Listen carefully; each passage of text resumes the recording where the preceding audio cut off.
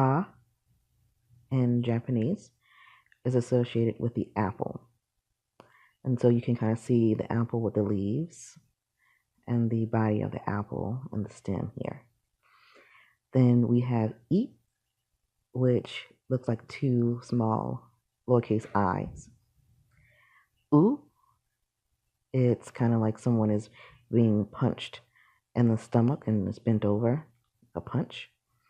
And this character here is like an energetic ninja. You see a little face with the arms coming by, and he's getting ready to jump up. Then we have the O, it's here with the floating stroke. So it kind of reminds you of a UFO. And then I've added some additional words with the characters that the hiragana that my daughter already knows. So we have love, up or above, EA, which is one she's already knows. We have blue. Now we have ka, which is like a blade cutting a stick. With the stick is the floating stroke here. We have ki, which looks like a key. Ku, which looks like a bird's beak. Then we have K, which is kind of like a keg. It doesn't really, my keg drawing is not very good. And then Ko looks like two koi fish. And then again, I added some additional words here for my daughter to learn. To write, to listen, voice and memory, and big. And then we get into some more here with the sa. For sa, it looks like a sad face. You can kind of see the face inside of the sa.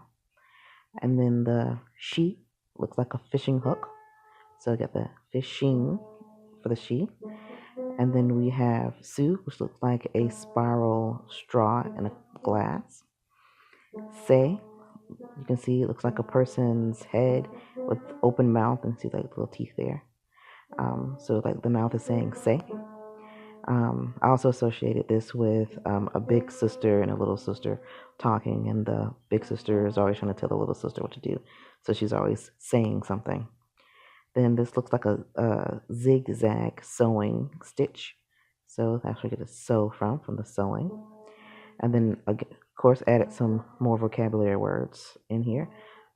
Some she already knows and others that she doesn't, to kind of always give her more vocabulary, sneaking that in as much as possible.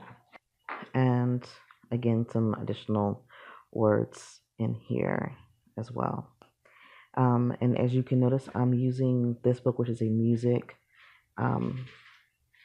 book that I purchased from Five Below.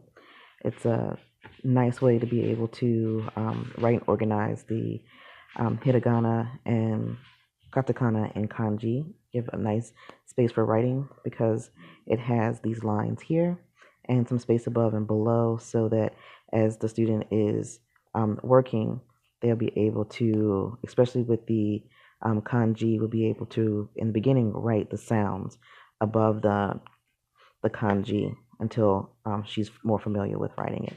So I do recommend getting a music notebook like this. This was $5 at Five and Below. I bought a few of these notebooks, and so that's one of the resources that I'm using with my daughter to teach her Japanese.